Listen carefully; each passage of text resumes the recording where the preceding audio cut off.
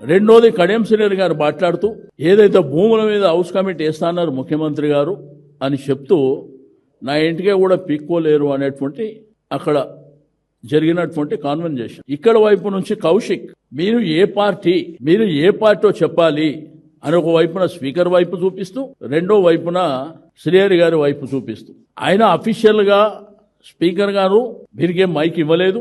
ఈయన స్థానం నుంచి ఈయన ఎక్కడికి పోలేదు. కౌశిక్ సభ జరిగినప్పుడు ఆర్డర్లు లేనప్పుడు చాలా అంశాలు జరుగుతుంటాయి, కానీ ప్రొసీజర్స్ ఏంది, రూల్స్ రెగ్యులేషన్స్ ఏంది, మైక్ అవకాశం ఇచ్చినప్పుడు దాంట్లో ఏమైనా వల్గర్ గా మాట్లాడినటువంటి సందర్భాలు వచ్చినప్పుడు ఎథిక్స్ కమిటీ అని ఇంకో కమిటీ అని చెప్పి రెఫర్ చేస్తారు. ఇప్పుడు దీని ఎథిక్స్ కమిటీ లేదు. ఫస్ట్ ఆఫ్ ఆల్ గడిచిన 2.5 సంవత్సరాల నుంచి అసెంబ్లీలో ఏ కమిటీలు లేవు. ఇక ముఖ్యమంత్రి గారు మాట్లాడుతూ బట్టి విక్రమార్క గారు పాదయాత్ర చేసినప్పటి నుంచి అపోజిషన్ లీడర్గా ఉన్నప్పటి నుంచి ఆయన చదువుకున్న చదువు గురించి అనేకమైనటువంటి అంశాలు మేము డిమాండ్ చేస్తున్నాం. మరి వారిని ముఖ్యమంత్రి చేయమని చెప్పి మీరు అంత గొప్పగా చెప్పిర్రు, మేము కూడా బట్టి గారు అంటే గౌరవిస్తాం కాబట్టి మీరు వారిని ముఖ్యమంత్రిగా చేయాలని చెప్పి మేము డిమాండ్ చేస్తున్నాం. మా పార్టీ తరఫున మా సంపూర్ణమైనటువంటి సహకారం కూడా ఉంటుంది.